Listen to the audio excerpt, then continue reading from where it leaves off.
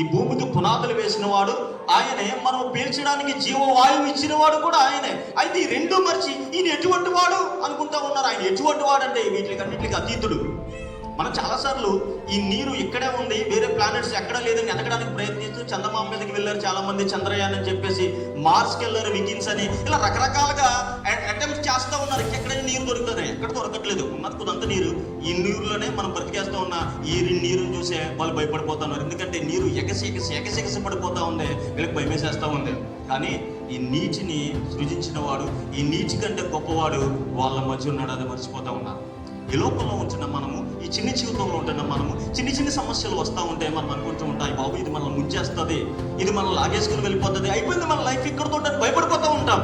కానీ జ్ఞాపకం ఉంచుకున్నాలే, నీ సమస్య కంటే పెద్దవాడు దేవుడు, నీ సమస్య కంటే గొప్పవాడు దేవుడు. ఎన్ని అలలు వచ్చినా, ఎన్ని తుఫాన్లు లేగినా నీ జీవితంలో వాటిని కంట్రోల్ చేయగల కెపాసిటీ ఉన్నవాడు ఆయనే. ఇది కేవలం